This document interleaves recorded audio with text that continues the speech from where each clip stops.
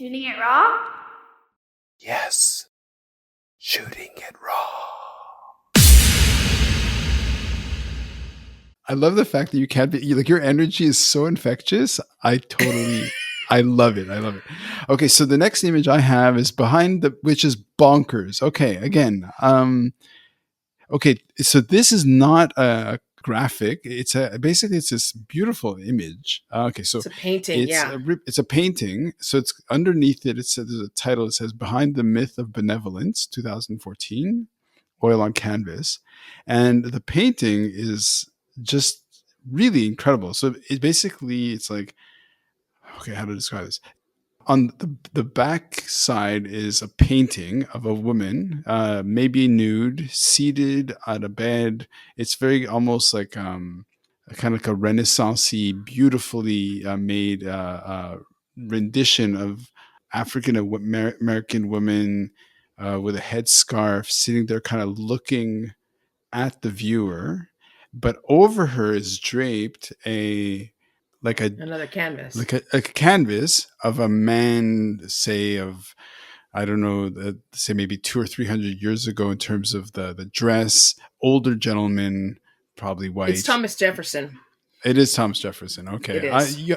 So speaking of biases, by the way, I'm not American. So this is like, oh, who are these people? Very interesting. Okay. So take it away. It's a very powerful image. This was, so Titus Kaphar painted this. I think maybe 2014, or at least that's when it was exhibited. And he tells the story that at one point someone described Thomas Jefferson to him as a benevolent slave owner. And he could not get this description, benevolent slave owner, out of his mind. Mm-hmm. And so what you have here is the way he has it draped is as though there was a formal portrait of Thomas Jefferson, and it came loose somehow. Okay. And so it kind of fell off, and behind it you see this portrait of an African American, most likely enslaved woman, whose expression looks as though she's been startled from her work. Right? She looks like you've surprised her. And Right. she's looking up, and it's so powerful to me. And now in the United States, most people know the story of Thomas Jefferson and Sally Hemings. Sally Hemings was the African-American enslaved woman, light-skinned, actually about the same skin color and amount of Black heritage as I have, that he raped for many, many, many years, has many children with her. And of course, he chose not to even free his slaves at his death, as opposed to George Washington. So Thomas Jefferson is a particularly sore spot for African Americans, because this is a guy, if you read his writings, he knew how wrong slavery was. He knew it. He knew it was immoral. He knew that African Americans were human beings, and he continued to do it anyway. So this idea that such a thing can exist, that one can be a benevolent slave owner, is exactly as ludicrous as to think that Thomas Jefferson had a consensual relationship with Sally Hemings. Of course he didn't. That's not consensual. You've enslaved her. That is rape.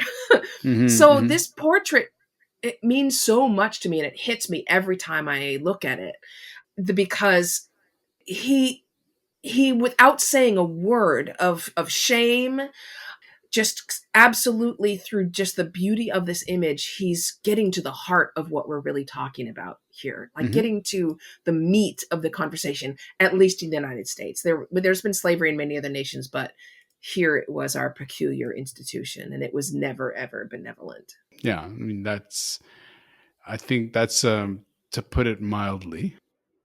Yeah, to put it mildly. And yet that person said to Titus, Thomas Jefferson was a benevolent slave owner, right? Like most of us would say, well, of course. And yet someone said to a Black man that Thomas Jefferson was a benevolent slave owner. That to me is just, it blows the mind. Let's bring it back to the amygdala, shall we? So how do you take it beyond that first level, okay, which is the sort of the first interpretation, and go go deeper into that, because why don't you kind of share, because right now what I really hear is your passion and the emotion and the feeling, but how do we translate that into a more educational moment, or sort of like learning moment or something, for so that somebody really kind of understands beyond just the kind of the lesson of abhorring slavery, even though, for example, there is modern day slavery.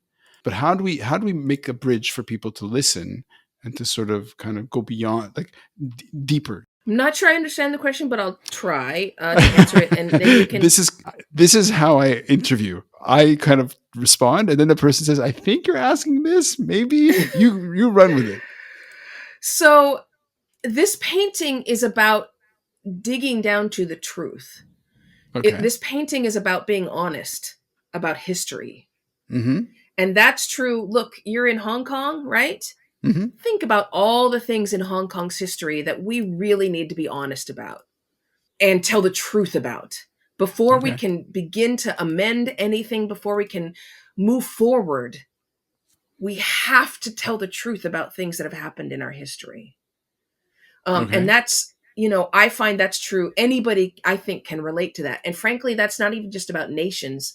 That's in your own family. I mean, think of all the secrets that we keep in our own families and how it it prevents us from having truly honest, authentic relationships with people when there's this unspoken history going on, when one person is allowed to believe things happened a certain way and everyone else knows it did not. That's as true in a romantic relationship as it is in a family, as it is in a nation. And Mm-hmm. that's what this painting is about: is take pulling down that superficial cover Mm-hmm. and revealing and exposing the truth underneath, even if it is, in this case, it's not, she's not ugly, but the truth of what's happening to her is. And it Mm-hmm. means having the courage to to pull off that covering Mm-hmm. and look at our history and ourselves with Mm-hmm.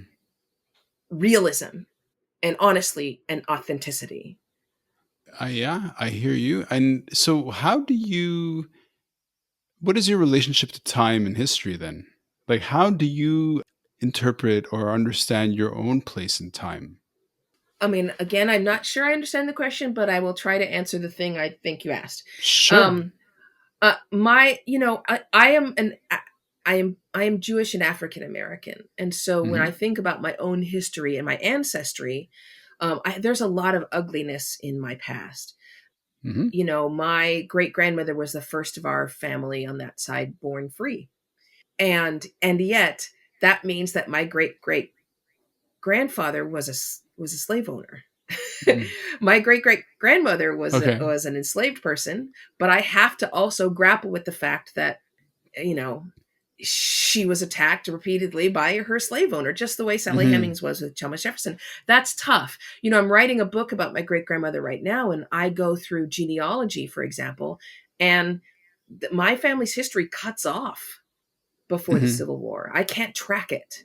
Mm. My family was not considered important enough. In fact, I go back a couple steps before 1865, and all it says is slave, for Mm-hmm. a female slave. That's it. No Mm-hmm. name, Mm-hmm. no birth dates. Those records weren't kept. So my place in history, I feel a weight of history on my shoulders, and that's not just for Mm. the black side of my family, the Jewish side of my family also, because Jews, when you're raised in among Jews, they constantly say, never forget, never forget, never forget. The message being, if we forget what happened in World War II, we may repeat, it may happen again. We have to Mm. always remember that this is what human beings are capable of. Sure. Something that I never took seriously as a child. And now, as an adult, with all the things happening in the political world, I realize how true that was. Mm-hmm. And so when I say that I feel the weight of history, I mean, I feel the weight of the very, very hard earned wisdom of my ancestors on my Mm-hmm. shoulders. And so I can't, I'm not just inventing a life and a legacy for myself. I have to honor and respect and carry forward their wisdom and experience as well. That's a lot. That's a lot to It carry in one head and on one pair of shoulders. So you said you're writing. Is it? Have you written many books, or you're writing? This is your first book. No, no, I have, it depends on how you count. I have 3 mass market books I've written, and then I have 2 ebooks, and then a shorter book that I wrote for broadcast professionals on interviewing and stuff. So a lot, many Okay. books. So this would be like my 4th mass market Right. book, but the first one that's really personal. I write Yeah. nonfiction. Okay. So, and it is a lot to carry, but it's also a gift. Mm-hmm. So my grandfather is very famous, Mm-hmm. one of the most famous composers America has produced. And Okay. I remember a lot of people trying to commiserate with me, saying how tough that must be to be raised in a family with somebody who's that famous and is like a capital G genius, right? And I just don't see it that way at all. For me, it's been liberating. My whole life, I see this as not just a gift, like he was amazing, because he was amazing, but also it's been personally liberating, right? I Mm. don't. There's no pressure on me to be a genius. We have that covered. Like, there's no. Yeah. Got it. I'm not going to be the most accomplished person in my family, and that's freeing. I don't have anything to prove. So, Wow.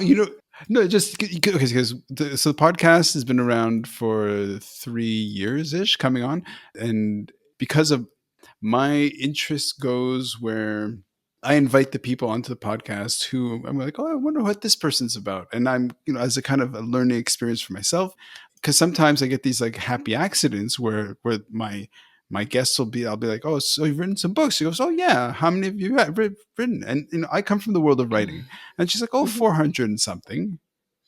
400 and something. So the premise of the podcast is we're allotted a finite bucket of seconds, and how do we make every second count?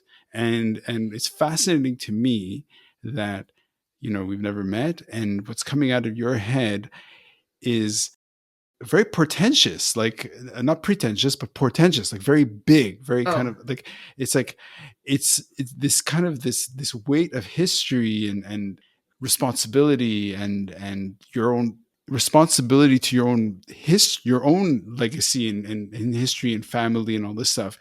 It's fascinating. It's inspiring. You seem very buoyant, and you don't seem weighed down by that. thank you. Yeah, I'm not weighed bound down by it. Think of it as a question or not. Maybe it's not a question. So how do you respond to what I just said? I mean, I see that as lucky. Mm-hmm. Mm-hmm. I Mm-hmm. mean, I'm really lucky. I mean, Mm-hmm. number one, I'm super lucky. My grandfather wrote really, really beautiful music, Mm-hmm. and he was a good person, Right. right? He is someone that I can truly be proud of. I see your last name Headley, and I don't recognize who your grandfather would be. So his daughter was my mom, so her married Mm. name is Headley. Okay. My grandfather's name William Grant Still. He's the dean of African American composers. Okay. And there's so much to be proud of Mm-hmm. in all that he did. There's, like, frankly, we have so many accomplished people in our family Mm-hmm. that I'm super jazzed about being related to. Yeah, that's I mean, I awesome. don't. Awesome. Yeah, I love Mm-hmm. my family. I mean, I have some stinkers like everybody else does. Everyone has some people that are not, pleasant or whatever it may be. Um, Wow, you're part of a human family. yeah, exactly, exactly correct. And for the most part, I really lucked out. And I think the other thing is that my life has been like so many people's. Life has been tough. Life is hard. Mm. You do not make it to age 50 without having been through some things. No, of course. Yeah, of course. Of course. Yeah, and I think that it makes me happier because it reduces the fear. Like, what are you going to do? I've been through it. It's happened. The Mm. worst Mm. happened. It happened already in like my 20s and 30s. you Mm-hmm. know Whatever it is, I'll either get through it or I won't, and that's the way that goes. Like, That's the way yeah. it goes. So on that happy note, should we go on to the next photo? Yes, which one is next for you?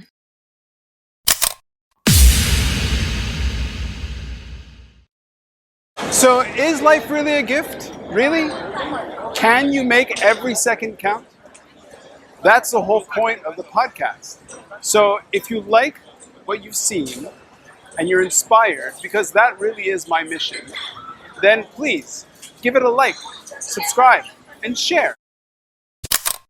Shooting it raw? Yes, shooting it raw.